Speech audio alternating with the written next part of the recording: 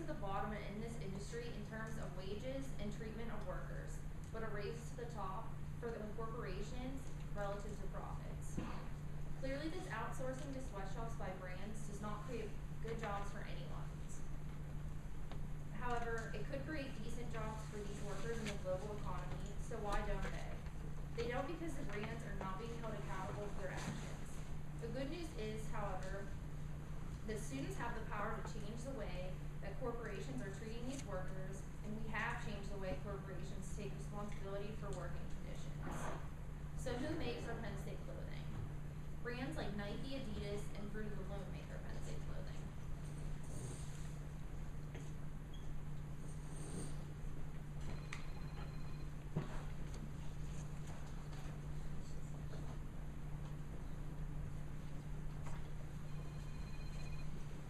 And where do they make this apparel? They make it in the Honduras, Indonesia, Cambodia, and many other countries.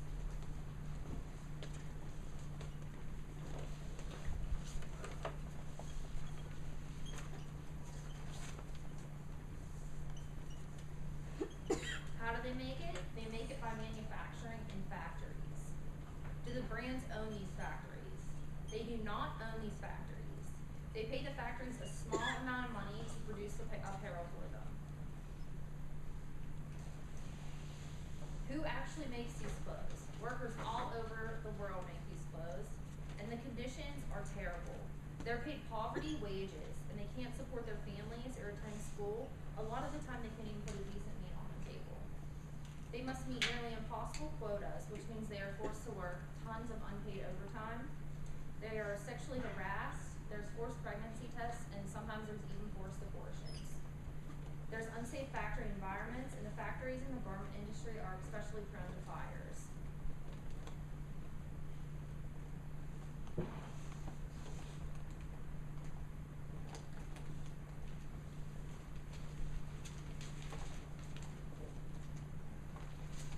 So why are they able to produce our Penn State apparel? They're able to produce our beloved Penn State apparel because of the licensing contracts that the administration has with these brands. Between 2006 and 2010, brands made $46 million in license revenue from Penn State alone. Penn State makes $80 million annually from these licensing contracts, but there has been a 40% drop in this revenue because of the recent scandal. Because of the immensity of the licensing contracts and the size of the student body of Penn State, we as a university have way more power to influence the actions of these brands than basically any other school. So you're probably wondering, how does this relate to you as students? Students actually have the most power to influence brands because we have power over the brands. We are the most powerful organized consumer group in the world, and we have power to change brands directly because of our relationships. In the past, Penn State students have been able to accomplish many goals relating to sweatshops. No one ever thought we could get brands to reveal where they were having these clothes produced, but we did it. No one ever thought we could get universities to add codes of conduct into our licensing agreements with brands, but we did that too. When brands violate human rights, they're violating our codes of conduct, which means they're violating our licensing contracts. No one ever thought that we would be able to enforce these codes of conduct, but we did by forcing brands to pay back severance pay they owed and the reopening of a factory under good conditions. This goes to show how much power we have as students, and we need to keep using it. You all can start by signing our petition tonight. As students and members of the Penn State community, we have the power to force these brands to produce our Penn State apparel ethically while upholding human rights. These companies will do whatever it takes to be able to produce cherished Penn State clothing, which some have shown already in the past. We brought you all here tonight to educate you on the Designated Suppliers Program and show you why it is necessary for our administration to adopt as soon as humanly possible. I now want to welcome two students to share their intelligence and experience with you on these issues. Anna Brewer is a senior at Penn State in the College of Arts and Architecture. She is an active member of the United Students Against Sweatshops since her senior year in high school. Over winter break, the Project for Global Workers' Rights made it possible for her to travel and co-facilitate a student delegation in the Dominican Republic. She met workers there and visited a DSP quality factory. Lily Hadsel is currently a sophomore. She's studying women's studies and English. She's been a member of USAS for over a year, and in February, the Project for Global Workers' Rights provided her with a scholarship, allowing her to travel to El Salvador and Honduras on a USAS delegation. There she saw impoverished lives of workers firsthand. Please welcome Lily Hadsel and Anna Brewer as they talk about transnational solidarity.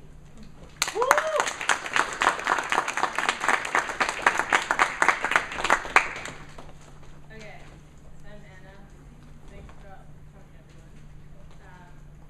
Okay, so yeah, over winter break, I was fortunate enough to be able to go to the Dominican Republic thanks to the Global Project for Workers' Rights. And I got to meet some really incredible people, and the picture that you see here, since this is a slideshow, I'm going to turn the slide on. The picture you see here, these are 22 students coming from 18 different universities, really all over the country. You have Duke, you have Notre Dame, you have the University of Kentucky, you have UNC Chapel Hill, you have tons of different universities. And all of these students came to the Dominican Republic to learn about what a factory looks like where workers' rights are actually respected, and with the intention of being able to take that information back to their universities and get a product on their university called Altagracia. And Altagracia is that's actually, we're in the factory. It's a small factory in the Dominican Republic in Villa Altagracia in the middle of what was a free trade zone, which is those big complexes where lots of companies have lots of workers making lots of clothes. But most of those companies left, and now there's one factory producing with just about 200 workers, and they're actually receiving a living wage. They have a strong union. They're free from any type of sexual abuse or harassment. So it's like a real example of what a DSP factory can look like. In addition to teaching the students about the importance of quality factories, the other thing we did is we got to meet with other sections of the union. So there's a huge union in the Dominican Republic called Federaciones, and this picture that you see here is our union members from the TOS Haynes union, which basically we got to talk to these workers about the struggle that they endured trying to form a union in a factory directly owned by Haynes. And just like all the cases that you're going to hear about, they basically couldn't form a union because Haynes would fire workers. They couldn't speak up because Haynes would fire them. They also would create yellow unions, which, if you don't know what a yellow union is, it's a false, illegal union that pretends to actually have some.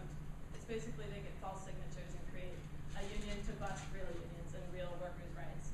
So we got to talk to them, and the students got to see and hear firsthand the struggles that these different unions go through. And I wanted to point out, see the sticker on the door? That's the USAS. That's our logo right on the door. And that's Maritza. She's been with Federaciones, which is one of the biggest groups it's a federation of unions. She's been with Federaciones forever. She's a really powerful and influential woman, and she was with us throughout our trip. It was a week-long trip.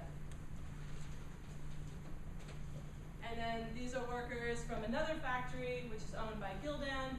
And I don't know if Scott's going to go over it, but Gildan is a terrible, terrible company from Canada who is the same story. They wouldn't let these workers have a union. There was a lot of union busing. There was a lot of health and safety issues. The workers talked a lot about how these three actually worked in a textile factory where there's a lot of dust going because of all the cutting and everything that's going on. And they'd get into their lungs. It would create health problems. One of them had just received some type of burn from being in the factory, and there was really no health insurance, no way of really taking care of these problems in a realistic way. So, and they've been fighting since 2006, really. And this is all. And then finally, just a positive picture. This is in Altagracia, which is the factory that actually is a DSP factory, and the workers actually just went on break, and this is a picture of, we get to be in the factory, which isn't usual. Usually students can't get into these factories, but in Altagracia, because it's a DSP quality factory, we're allowed to go in, we're allowed to look at the conditions. If you notice, the chairs, believe it or not, are like really good quality. The workers regularly would say, you know, the difference between working in a factory where, you know, the managers didn't care about us, the chairs would be so uncomfortable that our backs would hurt. And the factory is just way more relaxed. Everyone seems very happy. Their work days are actually allow them to go see their kids, take care of their children. They're not forced to work overtime. And the union has a really strong community, and it was just really inspiring for students to see firsthand what it means when students and workers fight together. And now I'm going to pass it over to Lily. Hi, I'm Lily. Okay, so I went to Honduras and El Salvador for a week, and I wasn't sure about going, but thanks to the scholarship I was able to get, it really solidified it, and it was pretty awesome because it was definitely a life-changing experience for me. So these are the beautiful people I went to Honduras and El Salvador with. Can't really see me, but that's okay. So in Honduras and El Salvador, I really saw firsthand the crisis of compliance. I spoke to workers who are all victims of brands leaving the factories because there is union busting, or because there was even just the rumor of a union starting. And I really saw overall just the devastation of corporate greed and the real life toll it has on workers and their families. But the thing I saw the most was fear. There was fear of losing their jobs, fear that they couldn't provide for their families, and fear that they couldn't fight for a better life and better working conditions. These workers undergo systematic oppression from the government and corporations. And the thing that I'm most interested in, because my major is women's studies, was the intersection between women and organizing. And I was surprised because I saw many women organizing. And I was kind of wondering why this was. But women have a lot to stake, especially single mothers. Their jobs are their livelihoods, and if they lose it, then they can't support their family. So why specifically would women do this if so much is on the line? I spoke with one woman specifically, and I stayed with her for my whole time in Honduras. Her name is Mirna. She participated in the USAS worker tour that came around to many different universities all over the country, and specifically Penn State as well, to speak about her experiences in the factory. She had to leave her children behind, and she slept on college couches just because she felt that her story was so important for us to know. The story with Mirna is that she worked at a factory in Honduras under Russell, and the factory was closed because of union busting activities, and so USAS heard about this, and 110 schools cut their contracts, and Russell lost over $60 million because of this. So Russell did something that was completely unprecedented. They opened the factory again, and they hired all the workers. So Mirna is one of the workers who organized, but also one of the workers who works at the meat factory, which is Jersey Smoothie, which means Jersey Smoothie Day, which is pretty awesome. So Penn State was one of the first and largest to cut their contracts as well, so we were really on the forefront of that campaign. There are a couple things that Mirna stated that really resonated with me. One of the things she stated as far as why women do organize, and just to help me understand that, she said that women wanted to begin to enable ourselves to defend our rights and to be able to help other women who, like us, are being abused. So yes, women have a lot to stake, but because they have a lot at stake, they also have a lot to gain from these victories, and it makes these victories even more inspiring to me. The things that they can gain are better working conditions, health benefits, a living wage, and more importantly, union rights and protection. So women have tremendous power, and when I asked Mirna what she thought about women and power, she said that women are more powerful when we are united because we are the motor of society. So women are the ones who not only support their family, but they're also the ones who are responsible for the home.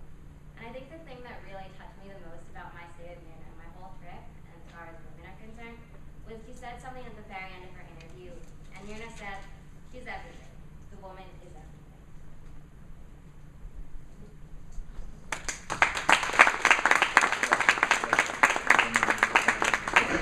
Okay, thank you, Anna and Lily. Next up, we have Scott Nova.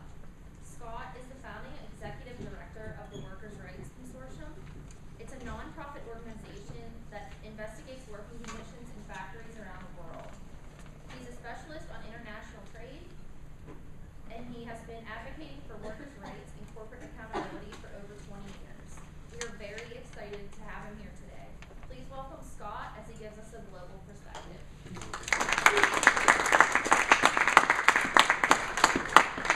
Thank you, and good evening, everyone.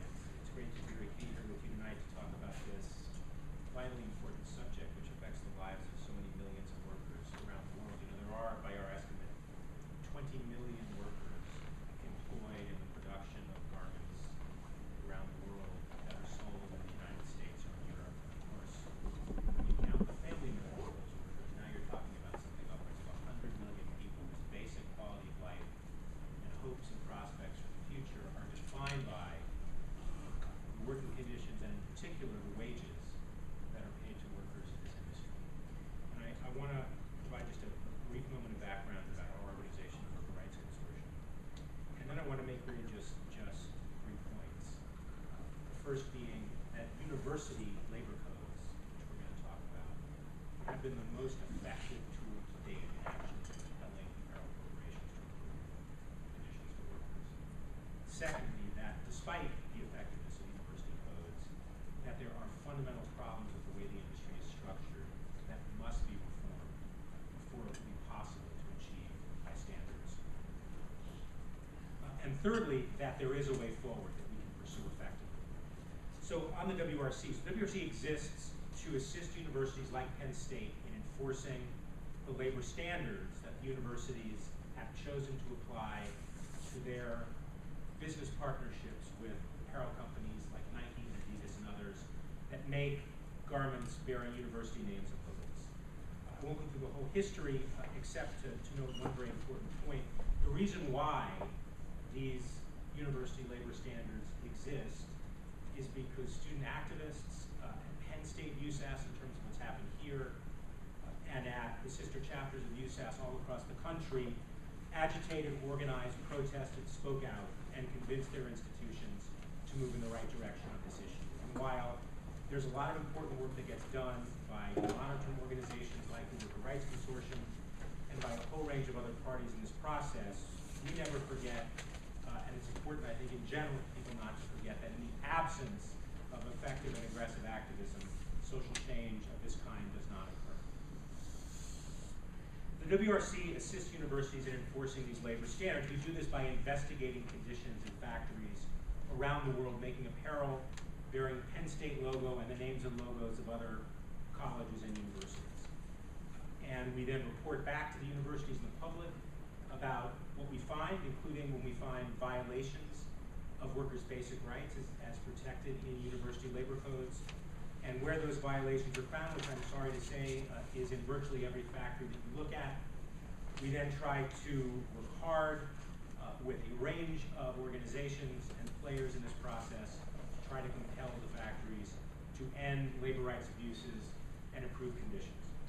Now, as I said, university codes are the most effective tool that we've seen to date in bringing about genuine change in working conditions and wages in the industry, because of course, university codes are by no means the only labor codes. Virtually every major apparel brand and retailer in the United States and Europe has a set of labor standards that they themselves have adopted, that they say they impose upon all of their factories around the world from which they buy apparel, and a code that they claim to monitor, which is to say, all of these companies claim that they are on a daily basis out around the world making sure that their contractors, their factories, are actually complying with these standards in terms of the treatment of workers. But the fundamental difference between these voluntary codes, these corporate codes, and university codes is that the university codes are mandatory. Universities have chosen to impose these codes on the companies as a condition of having the right to make and sell apparel bearing the university's names and logos. The corporate codes are voluntary, adopted by the companies and monitored by the companies through a process that can be fairly described as corporate self-regulation. And without getting into great detail, if you look at the history of corporate self-regulation in this country, in any one of a number of industries, it is not a pretty sight. Corporations, by and large, are not effective at regulating themselves and holding themselves accountable. But the university codes are not voluntary, they're mandatory, and they're enforced not by the companies, but by the universities through the Worker Rights Consortium, acting as an independent agent, taking no money from, having no membership from the apparel industry, and therefore being able to move aggressively and transparently to investigate and to attempt to enforce these standards. And that strong independent investigation, coupled with transparency that allows us to know where each of these factories are and which companies they're producing for, has allowed us, working in conjunction with universities and student activists, to help bring about very significant change at a number of factories around the world. And of course, in every single case where that has been achieved, at the forefront of that effort has been workers themselves. Because one thing we've learned very clearly over the last 11 years of doing this work is that unless workers themselves in a factory are engaged in protesting abuses, organizing and pushing for change, it is virtually impossible to achieve substantial change and even more difficult to sustain it over time. Well, what we've seen is that these university codes, when applied aggressively and independently and enforced by the schools, coupled with courageous workers on the ground fighting to protect their own rights, is a very potent combination that can produce very substantial change. The students who spoke earlier noted a couple of very important cases in this regard, the case involving Russell Athletic. I'll note another example that I think is quite important. One of the chronic problems in the industry is factories laying off large numbers of workers or closing and failing to pay workers the money they are legally owed. This is an epidemic in the global apparel industry. In fact, we estimate that more than $1 billion over the last 10 years has been stolen from apparel workers by factories and their customers who failed to pay workers legally mandated compensation at the time the factories closed. The industry has been aware of this problem for 15 years. They acknowledge the problem exists.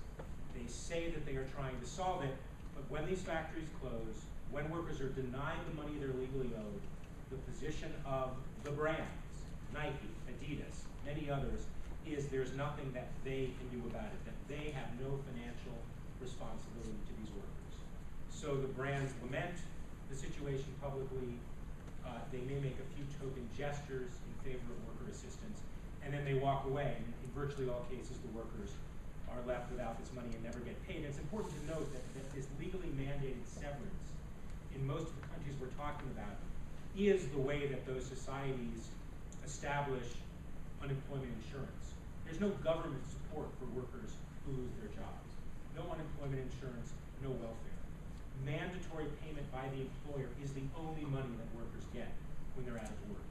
And because the laws are relatively generous, often workers are entitled to upwards of 6 months or 9 months or a full year of salary.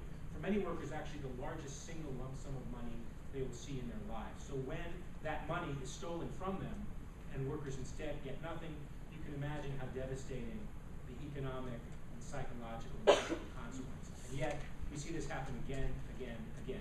Country after country, factory after factory, year after year. It happens over time. Millions of workers have been affected by it, and the brands will not take any financial responsibility. And yet, for the first time, to our knowledge, 2 years ago, in Honduras, at 2 contract factories that were producing goods for Nike, Nike actually agreed to pay the workers nearly $2 million in severance they were legally owed. Why did this happen in this case? It happened because through independent investigation, we were able to document that the violations were occurring and reported to universities. It happened because workers themselves continued to protest even after the factory closed for the better part of the year, keeping the issue alive.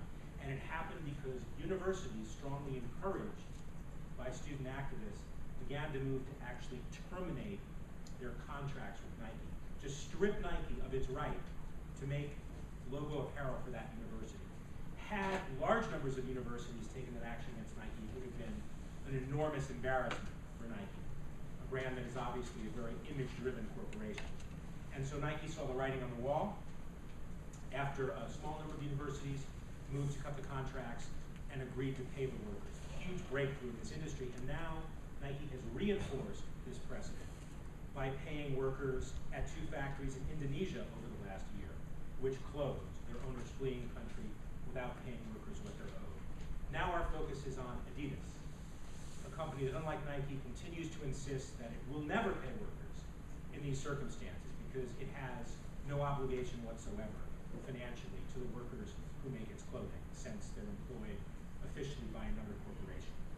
And how that will play out in months ahead remains to be seen, but I'm cautiously optimistic that we will see Adidas ultimately moving in the same direction as Nike, and that because these companies will now know that they will not be immune to financial accountability when factories close and fail to pay workers, they will for the first time have an incentive to fix this problem on the front end by compelling their suppliers to put money aside for workers as they accrue their severance rights in accounts from which the employer cannot steal at the time of closure, which of course is the solution to this problem. So this is just one example, and there have been many over the years at the level of individual factories of great progress being achieved. And yet at the same time, as we've witnessed these efforts over the course of more than a decade, what we've seen is that that progress is very tough to achieve at individual factories, limited in terms of how far you can take it, particularly with respect to the question of wages. Workers have been able to achieve very little in terms of higher wages in the sector, and very difficult to sustain over time. And we have looked very closely at what are the underlying causes. Why is it so hard to get factories to comply with the standards that universities have established, and indeed that the entire apparel industry claims to support? Why is it so difficult to make labor rights progress in factories? Why is it so difficult to keep that progress once you've made it? And what we understand now about the industry, after talking to a broad range of knowledgeable people, after talking to factory owners and union leaders, and of course people in the industry themselves, academic experts, is that the way that the major brands and retailers manage their global supply chains, by which I mean their relationships with the network of factories around the world that actually produce their goods, ensures that worker rights will continue to be violated in perpetuity until those relationships are changed.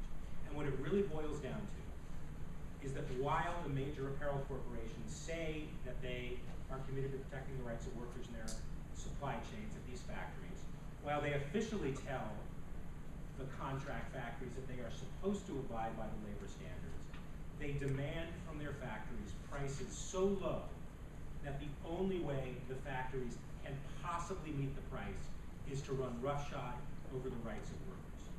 Put another way, it costs more to produce under good conditions than bad conditions. It costs more to pay the minimum wage than to pay below the minimum wage. It costs more to pay workers the legally mandated overtime premium than not to pay it. It costs more to set money aside against future severance liabilities than not to do so. It costs more to buy necessary health and safety equipment to protect workers from workplace hazards than it does not to buy that equipment. So if you were genuinely going to achieve progress in the industry, the brands are going to have to pay a little more for the products.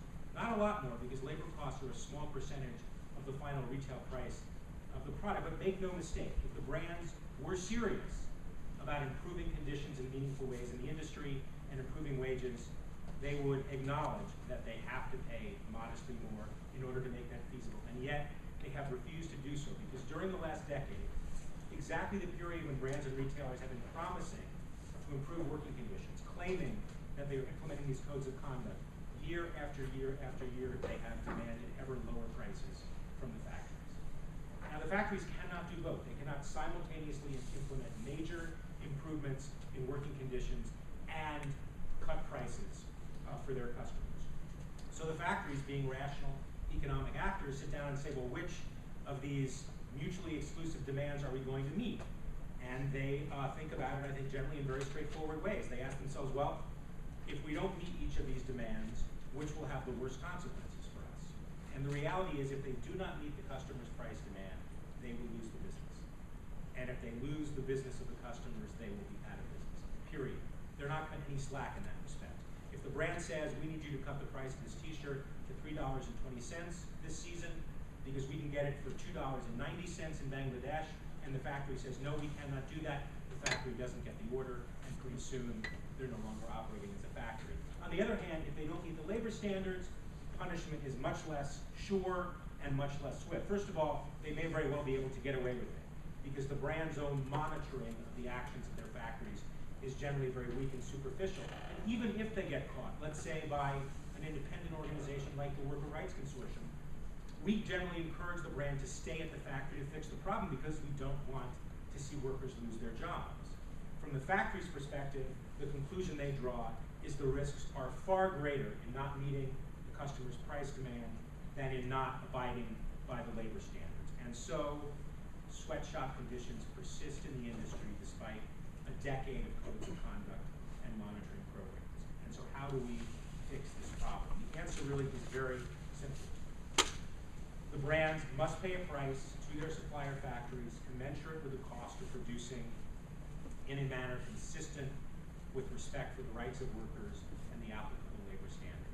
They must stop forcing their factories to accept prices so low that the only way the factories can meet the prices is to violate the rights of their workers. And so we have worked with United Students Against Sweatshops dating back to 2006 to develop and propose a reform program specifically for the university logo apparel sector, under which universities would explicitly require the apparel companies that they do business with to pay prices to their supplier factories sufficient to enable them to meet the standard. Now, the program has other critical components. It requires the brands to make long-term commitments to their factories instead of jumping from factory to factory month by month to get shave a penny off of the cost. It imposes as an affirmative standard that workers must receive a living wage rather than simply the minimum wage, which in most countries is far too low to support a family. It has a number of other provisions, but at the core of the program is the requirement that that factories must be paid a price by the brand sufficient to enable the factory to actually meet the labor standards. And of course, the program also requires that factories respect the right of workers themselves to organize collectively and bargain for better wages and conditions.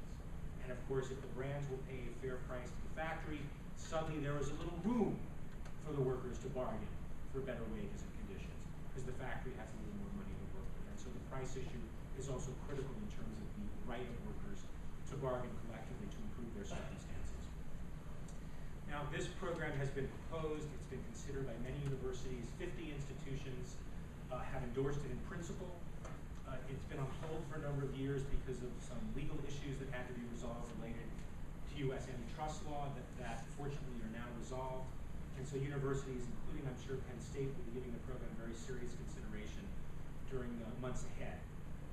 We believe the program can and will work, will generate enormous improvements in working conditions and wages for workers throughout the collegiate supply chain. And of course, we're talking about hundreds of thousands of workers at thousands of factories around the world. And will, perhaps most importantly, establish a model that the rest of the industry can then be pressured to follow. And one reason we know that this approach will work is the experience of the Alta Gracia, which Anna spoke about, which is not part of the Designated Suppliers Program. It's a different initiative, but it overlaps very substantially with the Designated Suppliers Program in that it has the same labor standards, living wage, full respect for workers' right to organize and bargain collectively, and in that it requires that the price going to the factory be sufficient to support those labor standards. And so the factory's been open now for 2 years. There are 130 workers roughly at the facility, and it has been paying a living wage to every worker at that facility every month, year-round, for that 2-year period, a wage that is 3.5 times the normal wage for apparel workers in the Dominican Republic. And time is short, so I won't provide details, but I expect you can imagine how significant it is for a very poor family to see their income more than triple. It's been transformative for workers, for their families, for their prospects for the future. And it also has been a factory in which, in addition to paying decent wages, there's been genuine respect for the union that workers have organized, the only union we have ever seen organized in an apparel factory in the developing world where there was not intense management resistance and repression, a state-of-the-art program on workplace health and safety, a whole range of other improvements at the facility. And it's done all of this, including nearly quadrupling wages, with an impact on the price of a t-shirt at the door of the 80 cents on a $4 t-shirt. T-shirt that ultimately retails for around $20 in a university bookstore. So 80 cents on a $20 t-shirt is the difference between grinding poverty for workers and abusive treatment, and fair wages and humane treatment and respect for their rights and their voice in the workplace. So we know that this approach can work. Now the question is, will universities move forward broadly to apply these standards to all production of university logo apparel? And we very much hope that that will be the case. Thanks very much.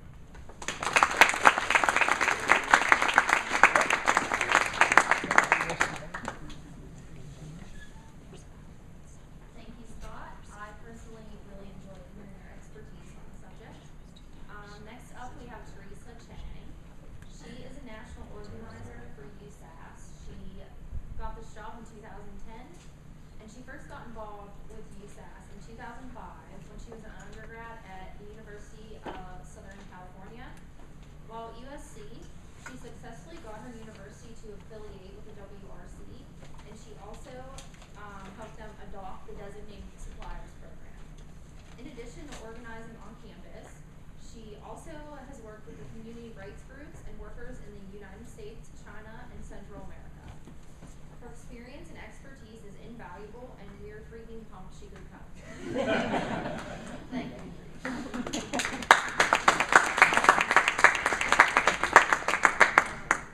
freaking pumped to be here. So USAS, I'm a national organizer for USAS. So USAS is a totally student-run organization on over 150 campuses across the U.S. So there are groups like Penn State USAS at universities like Wisconsin, at UCLA, at Indiana, Grand University, your little small universities, Middlebury College and things like that. And this is actually our 15th year. So USAS was started in 1997. And I just want to make clear, USAS wasn't started by a bunch of kids who were like, I feel bad about where my sweatshirt is made, right? Or I feel bad for poor workers. This was actually started by a group of students that were already running campaigns on their campuses in support of janitors, in support of food service workers, in support of workers in their communities who were out on strike, whose factories were getting shut down. And this was in the late 90s at the height of the anti-globalization movement, and it was all these students that saw factory closures in their communities. They saw jobs leaving their communities in devastating, places where they had grown up. And they came together and they saw that these huge multinational brands like Nike, Adidas, Russell were offshoring all of their production and destroying local jobs, driving down conditions in the U.S., and basically exploiting the labor of overseas workers, which ended up having major consequences, not just for workers abroad, but also workers at home. So, my little hypothesis on why USAS has persisted for 15 years, a student organization. How many people in here are in student organizations on campus already? So everyone knows, you graduate every 4 years, a student organization dies. It's extremely hard to sustain an organization, right? And USAS is sustained for 15 years, not just on one campuses, but more than 150 campuses throughout the U.S. And I think the reason why we've been able to sustain and actually win changes that have transformed the global apparel industry are for sort of four big reasons. One, and sort of the main one how we started, is because students have major strategic leverage over multinational apparel corporations, right? Once you leave Penn State, you're going to have exponentially less power over these huge companies than you do as a student, because if you go to Penn State has these lucrative contracts with these multinational apparel brands. How much money last year do you think this school made? Or how much money do you think brands made selling just Penn State apparel? Any guesses? 150 million? Any other guesses? So about like $80 million. So brands like Nike and Adidas and Russell every year make about $80 million just selling Penn State clothes, right? It's not just Penn State students who wear it, it's folks in the community, it's other folks in Pennsylvania, some folks that don't live in Pennsylvania but like the sports team. And so students have enormous strategic leverage over these huge multinational corporations, and we've been able to move these corporations over the last 15 years because of these contracts. Another thing is that we're actually nationally coordinated. So what Penn State students do alone, right, isn't going to move But if it's Penn State students combined with University of Wisconsin students, and students at all these campuses across the country who are putting pressure on these companies through their schools, then we have real leverage over these major companies. I think one of the other big reasons is because we actually have close relationships with these workers and these unions, and so when workers are fighting back on the factory floor and their rights are getting violated, we have very close relationships with them. And I think one of the most important reasons why we've been so successful is because, students are crazy, and we demand totally crazy, risky things, and we're willing to demand crazy things, and sometimes, and a lot of the times, we've actually won really crazy things. Scott talked a lot about the very important role that universities have played in the global apparel industry and changing the global apparel industry. And I think, as a sort of provocative student organizer, I think it's clear that universities aren't going to do this out of the goodness of their hearts, right? Universities do this because students force them to do it. So our very first demand when we started about 15 years ago was simply that we wanted to know, the factories in which Penn State apparel was made. We wanted to know the factories in which college apparel was made. We wanted Nike to give us the list of where the factories where they made Penn State clothing was. So how do you think some of these big apparel brands reacted to that simple demand of disclosing factory lists? Folks have ideas where you're like, oh yeah, here's a factory list, check it out. And we're like, no, that didn't get to you. We went to our universities and we said, well, Nike has a huge contract with us, it's worth tens of millions of dollars. Can't you tell them to give it to us? And schools said, we don't want to go up against Nike. Everybody's go golfing with them on the weekend. I'm going to tell them to use their factory list. So all around the country, we started protesting. Students even sat in their presidents' offices demanding that these major brands just tell us where these factories were. And at that time, brands were saying, if we tell you the factory list, this is a trade secret. Nike said, if I publicize where our factories are, Adidas is going to go in this factory, they're going to steal our trade secrets, we have this fancy type of fabric, then there's going to be no competition, our industry's going to collapse, students are going to run around naked, we're not even going to be able to make any college apparel anymore. Literally, their argument was this was a trade secret. And, we called their bluff, we protested, we forced universities to force brands to do this, and today, all college apparel brands have to disclose their factory lists. So if you go on Nike's website, you go on Adidas's website, you can literally see every single factory where they produce apparel, and that's because students, 15 years ago forced them to do this. So over the last 15 years, we've developed all these sort of different tools of taking on these big corporations, right? First it was factory disclosure, then we got these codes of conduct that Lily and Skyla talked about that we forced to be written into the licensing contracts. And we actually helped create the Worker Rights Consortium. So this monitoring organization, Scott represents, was actually an idea of students at that time and an alternative that we wanted to the corporate monitors that Nike and Adidas had set up. And we said, we want a monitor that's actually going to investigate the factories in which college apparel is made, but has no corporate interest, is not paid by corporations. And the idea back then was that we would actually force universities to join on to the Worker Rights Consortium and fund the WRC to have field staff throughout the world to investigate these conditions. And at that time, that was a crazy idea, right? The first students that went to their school and said, we want you to join the Worker Rights Consortium and pay this organization to monitor our sweatshops. I mean, what do you think universities said when students said, look, we created a monitor, won't you join it? Yeah, hell no. They're like, get out of my office, go study. And so again, that was our next major campaign. Students at the University of Wisconsin sat in their president's office for over a week. It ended in students being pepper sprayed. It made national media. It was covered in the New York Times. And eventually we got all of these schools to sign on to the Worker Rights Consortium. And today there are over 180 universities that are members of the WRC, which 10 years ago was a cold pipe dream. So we've developed all of these sort of sophisticated tools to support the workers who are fighting back in these factories making college clothes. But Skyla and Scott and others already touched on this. So when single moms who are getting poverty wages, getting sexually harassed at work, actually stand up and say, I'm not going to take this anymore, and they want to unionize, what ends up happening? Well, what happens in the U.S. when you try to unionize?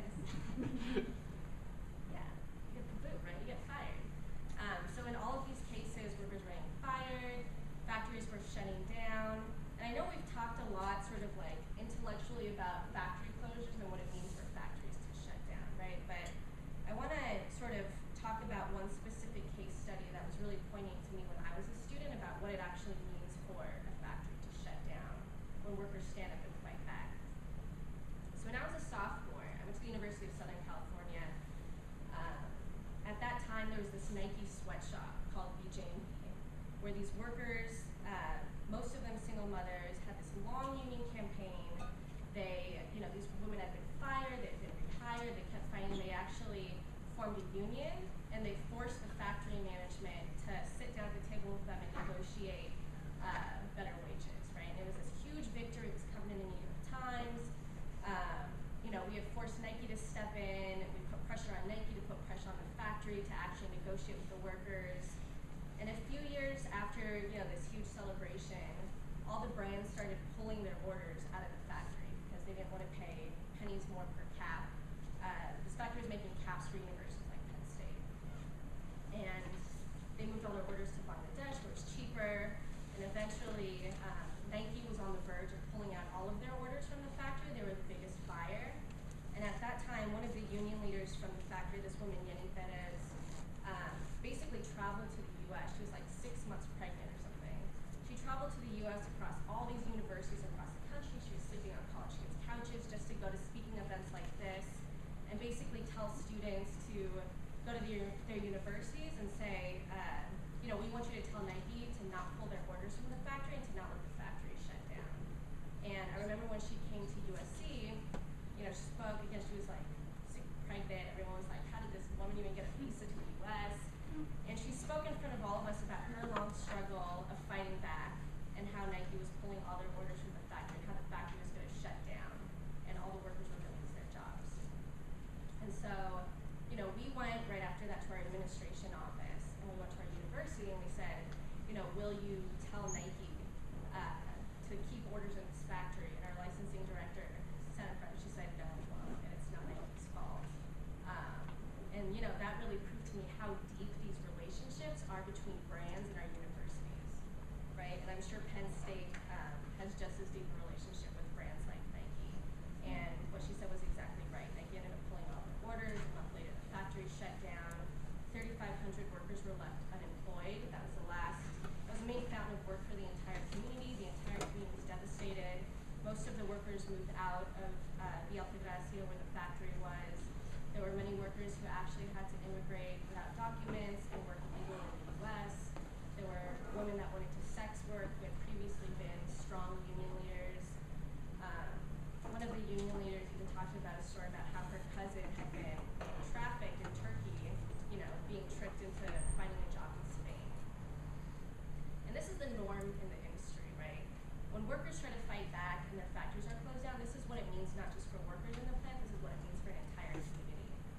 And so that sort of motivated the creation of what folks have been talking about, this Designated Suppliers Program, or the DSP, which was a very simple proposal that we brought to our schools, and we said, it's not right that in every single one of these cases where workers fight back and win better rights, that these brands are able to pull out of all their orders out of the factory, punishing workers and forcing their factories to shut down.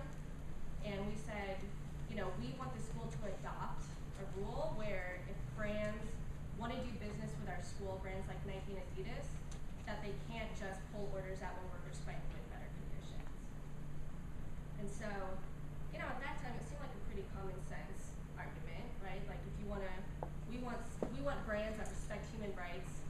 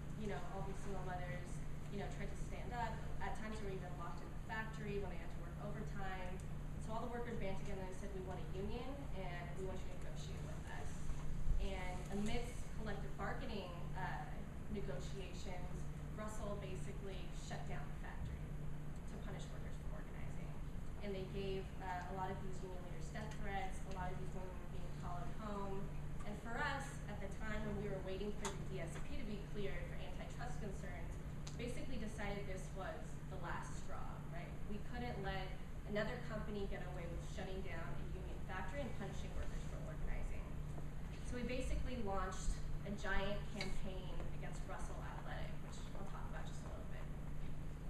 And sort of, I think, is a testament to the power of student organizing all around the country. So basically, literally the day, I think, the factory shut down, we had gotten in contact with the workers through the Worker Rights Consortium. The WRC went in. They had been writing investigations about these violations of the code of conduct the entire time. And we launched this national tour in which the union leaders from the Russell factory called Jersey Zeondoras basically came up to the U.S. and we toured all around the country with these workers. And we toured around the country with all these workers, basically telling universities that Russell had violated these university codes of conduct that we had won 10 years ago, and that the university had to cut their contract with Russell Athletic, right? So we said, look, Russell violated workers' right to unionize, therefore they violated these licensing contracts, and you're obligated to cut the contract. And not a single school wanted to cut their contract with Russell Athletic. So we kept protesting. We were holding protests all around the country. At Penn State, there was a particularly strong campaign. And when we started touring with these women all around the country, telling their story about how they had fought back when their factory shut down, we finally got the first school to cut their contract with Russell Athletic, like the University of Miami, who cut their contract with Russell. And after that, it created a domino effect, right? Because we were organizing all around the country. Then Houston University cut their contract. Then other schools cut their contract. Got Penn State, the University of Wisconsin. We got the entire University of California system, until we got 110 universities all around the country to cut their contract with Russell because Russell had violated our university code of conduct. And then it basically didn't stop there, right? Then it was summertime and we were like, oh no, we're not in school anymore, what do we do? So we started going after retail stores where Russell products were sold. So we started having national days of action at Sports Authority, at Sporting Goods, stores like JCPenney, until we got Sports Authority to stop selling all Russell products. We got JCPenney to stop selling Russell products. At the time the campaign ended, Costco was on the verge of stop selling Russell products. We started engaging our national network of students all around the country. So, we had some students in like Red Hook or like Missoula or far away who maybe didn't live very close to a retail outlet. And we started targeting the company online. So all around the country, students started posting on Russell's Facebook wall about how they were a serial human rights abuser. We targeted them on Twitter. At first they started like responding to us, being like, no, we're not, students don't know what we're talking about. And then we just flooded their Facebook and Twitter pages until they totally disabled it. And they didn't have a Facebook and Twitter fan page anymore. We got members of Congress to sign on to a letter to Russell.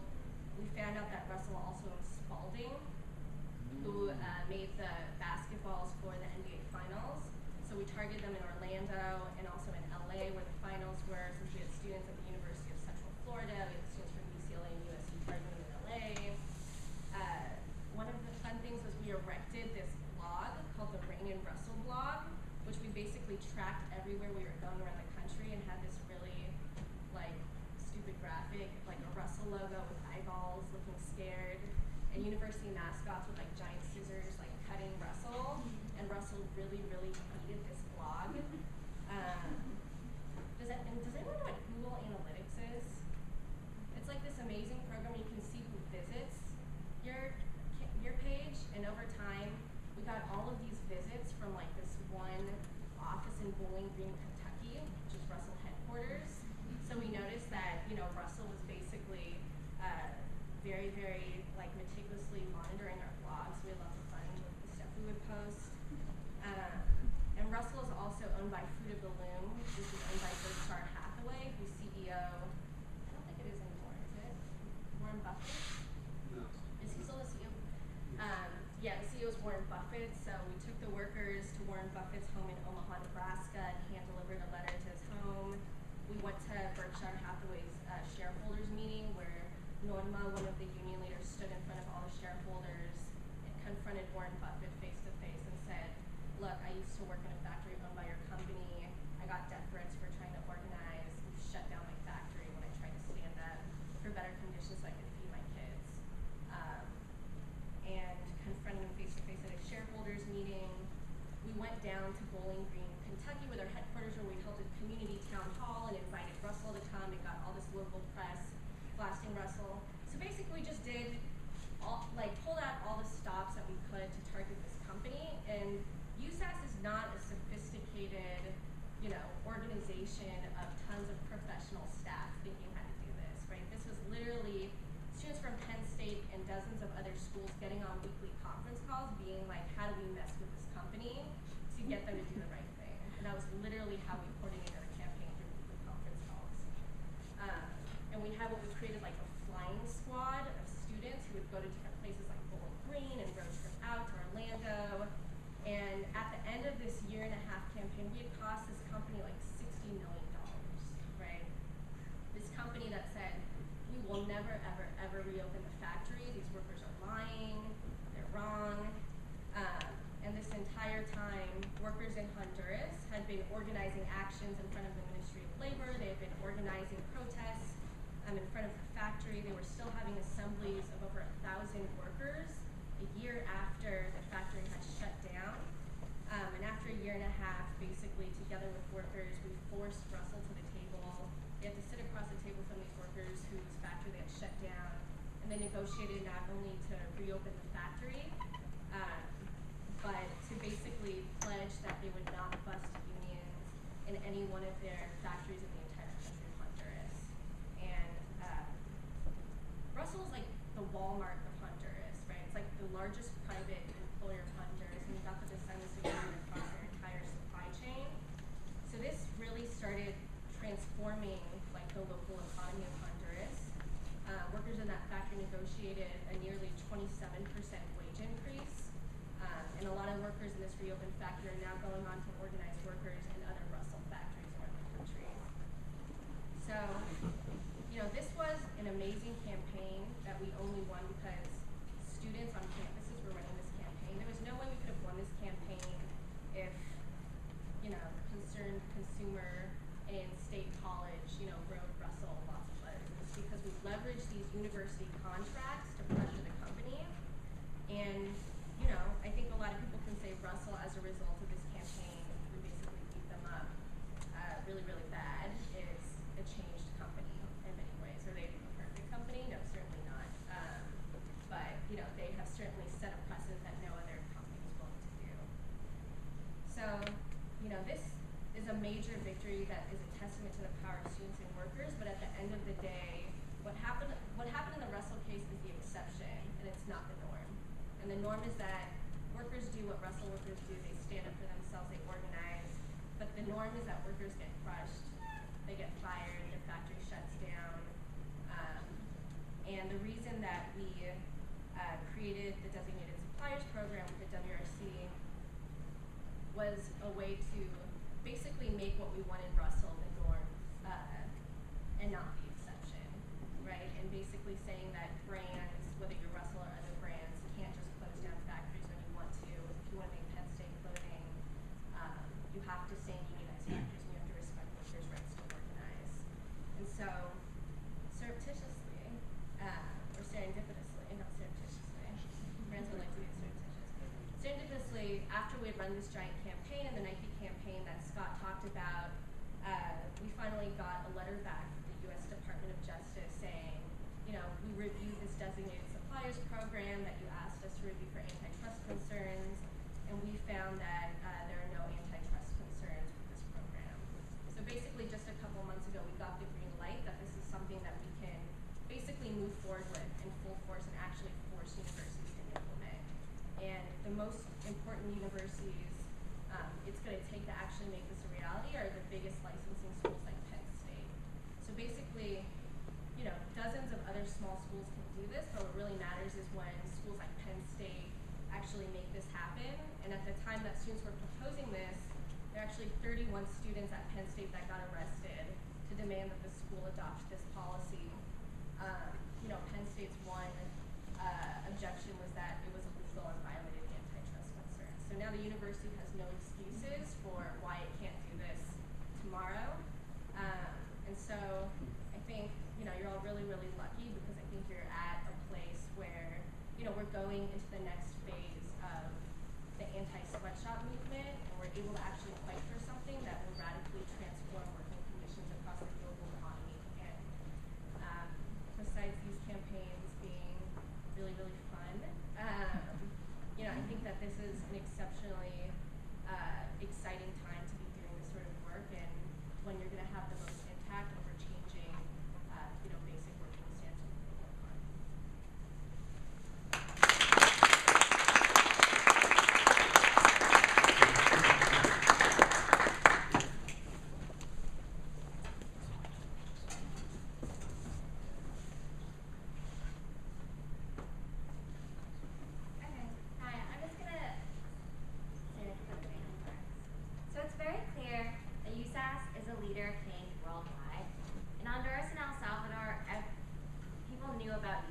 They knew about its victories, and this gave them confidence in their own fights. Just another story that I have beside Tony. When I was in El Salvador, I met with workers who were really scared to join a union. You know, it's really tough to put everything on the line. They were scared all around, and they kind of just wanted to go home. They wanted to give up on the idea of finding better work conditions. It was too difficult for them. But after telling them about the victories, and specifically the example of the Honduras president, we saw this change, and specifically these workers they realized how powerful we are and how powerful the support of USAS meant to them in their fight. And after we talked to them, they were totally committed to organizing. So that's just like one example of the power that USAS has and how it's known worldwide. So our victories not only help workers now, but it helps workers in the future. It not only helps workers get their jobs back and get severance, but it inspires other workers that they can organize and achieve the same results. USAS's victories has transformed the global apparel industry. And more specifically, the DSP represents worldwide change. The DSP represents Penn State's commitment not only to doing the right thing, but also to respecting the integrity of the workers who make our collegiate apparel. Implementing the DSP signifies that Penn State respects workers' rights. And if Penn State doesn't implement the DSP, it says that we support sweatshops.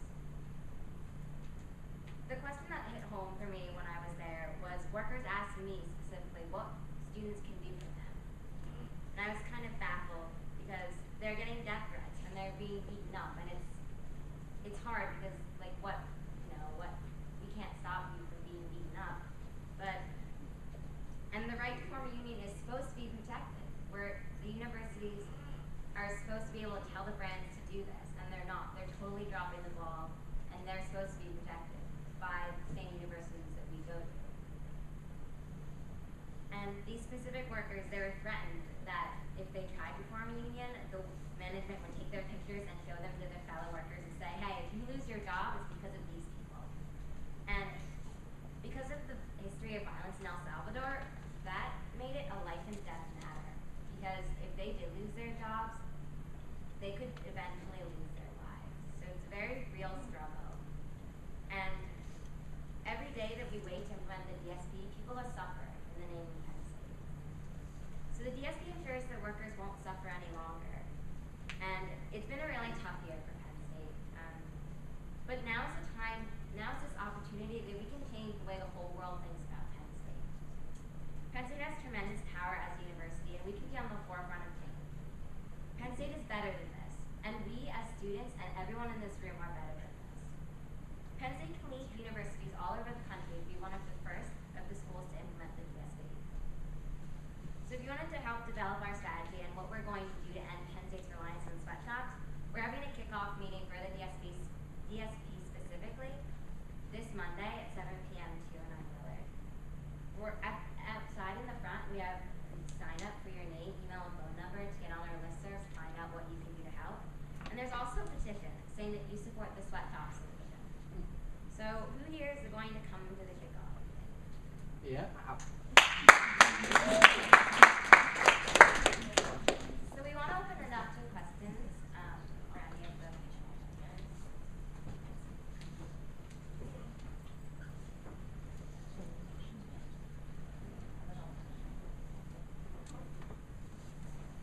Any questions? Yeah, and well, we can if any of the speakers, you can ask anyone. Well, we talked a little bit about going in and ensuring that those who attempted to organize and lost their jobs, they actually got their jobs back, especially with Russell Athletics.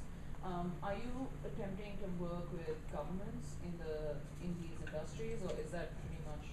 I understand that enforcement would be a problem, but maybe getting something on the books would make it a more stable change, as opposed to having to continually and repetitively protest any kind of repeat violations.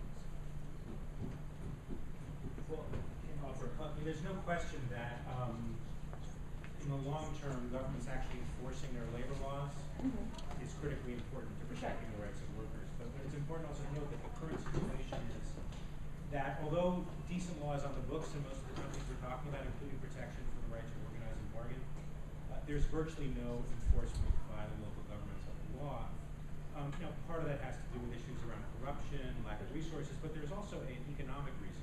Governments believe that the reason the brands are producing goods in their country is exactly because they don't aggressively enforce their labor laws, so that there are no unions, so that there are extremely low wages, so that you can skirt health and safety regulations. And they worry that if they, as one country, become aggressive about protecting the rights of workers, thereby modestly raising production costs, that the brands will simply go to another country.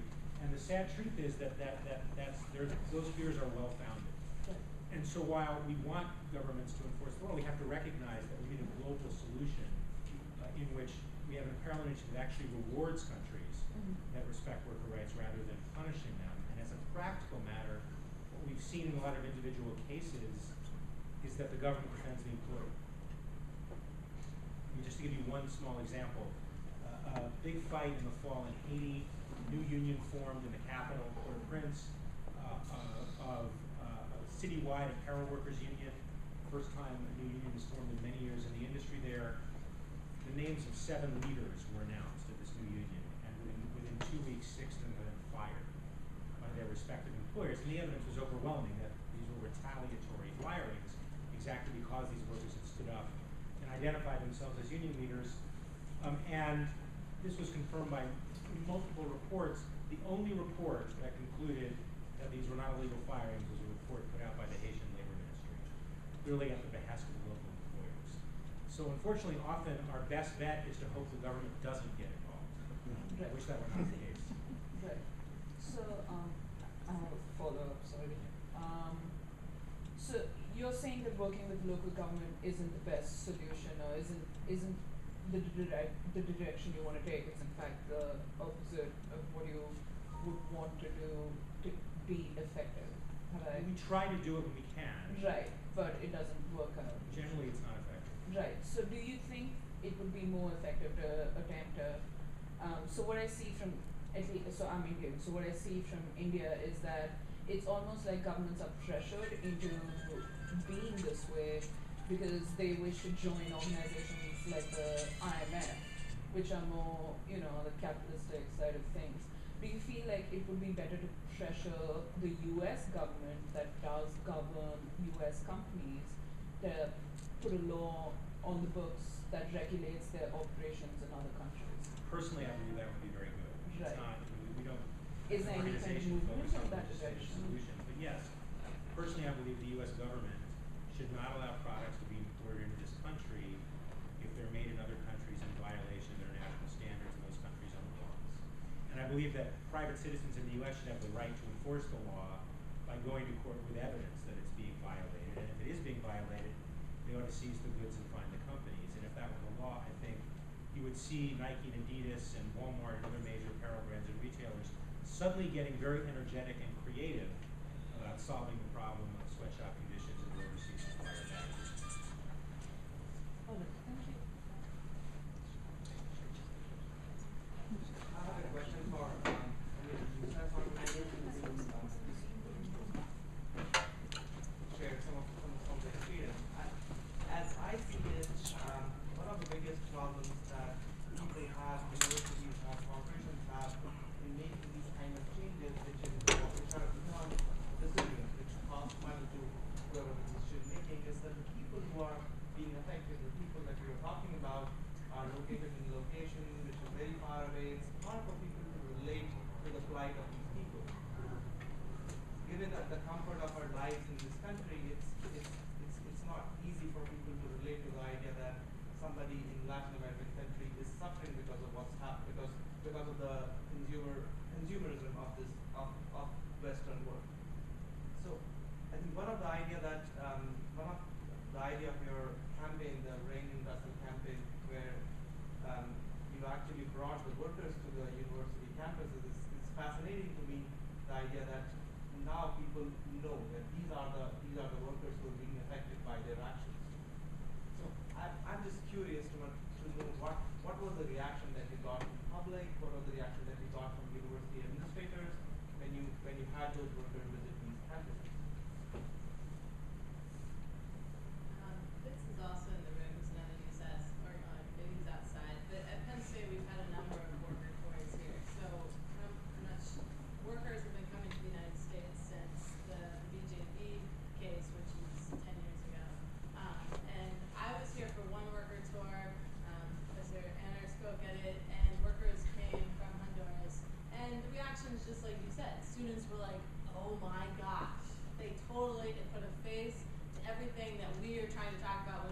flyer, and we're like, no, really, this is happening.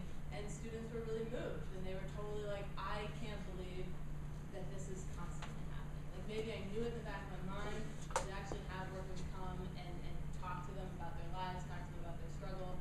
Students were really moved, and we saw victory after that. I mean, that's why the Russell case was so successful, is because we did have this really successful tour. So you're totally right, and that's what USAS is about, is bridging that gap between the consumer, the responsible consumer like students, and the workers on the ground. And how did administrators react to that? Similarly, like, oh my gosh, they know, like, they're working together now. They're that much stronger. They of course didn't come. I don't think they came to the delivery tour, but they said that they were sorry and that they missed it. Can I just, I teach at the University of California, Santa Barbara, large class, 300 students, and we arranged a video hookup with the Alta Gracia factory, where the workers in the factory could answer questions from students in a room like this. And that's another way that you can make a connection through the classroom.